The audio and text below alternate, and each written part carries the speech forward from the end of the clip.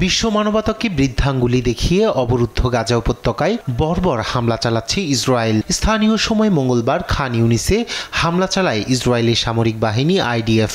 এ হামলায় প্রাণ হারিয়েছেন 60-এর অধিক ফিলিস্তিনি, আহত আরও শতাধিক। এর ফলে অবরুদ্ধ এই উপত্যকাটিতে নিহতের মোট সংখ্যা 50,750 ছাড়িয়ে গেল।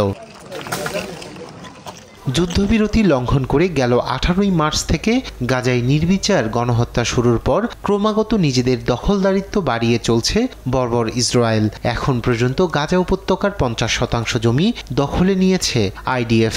এর ফলে নিজ ভূমিতে অস্তিত্বহীন হয়ে পড়েছেন ফিলিস্তিনিরা। এদিকে চলমান সংঘাতের মধ্যেই আবারও গাজার ফিলিস্তিনিদের অন্য দেশে সরিয়ে নিয়ে উপত্যকা খালি করার কথা বলেছেন মার্কিন প্রেসিডেন্ট ডোনাল্ড ট্রাম্প।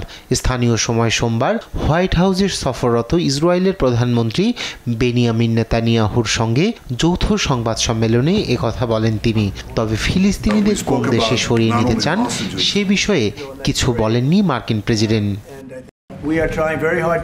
পৃথিবীর অসাধারণ জায়গার মধ্যে একটি গাজা, কিন্তু সেখানে কেউই থাকতে চায় না। আমি জানি অনেক দেশ আছে যারা ফিলিস্তিনিদের নিতে ইচ্ছুক। ফিলিস্তিনিদের একটি স্বাধীনতা অঞ্চল থাকুক যেখানে মানুষকে প্রতিদিন মরতে হবে না। আমি যুদ্ধ থামাতে চাই, আর আমার মনে হয় যুদ্ধ এমন এক সময় থামবে যা খুব বেশি দূর ভবিষ্যতে হবে না। এই পরিস্থিতিতে গাজা উপত্যকার নিয়ন্ত্রণ ও মালিকানার জন্য যুক্তরাষ্ট্রের একটি শান্তি বাহিনী থাকলে ভালো হবে।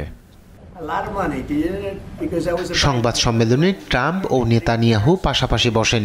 এ সময় ডোনাল্ড ট্রাম্পকে ইসরায়েলের প্রত্যাশা অনুযায়ী সেরা মার্কিন প্রেসিডেন্ট ও বন্ধু হিসেবে বর্ণনা করেন ইসরায়েলি প্রধানমন্ত্রী।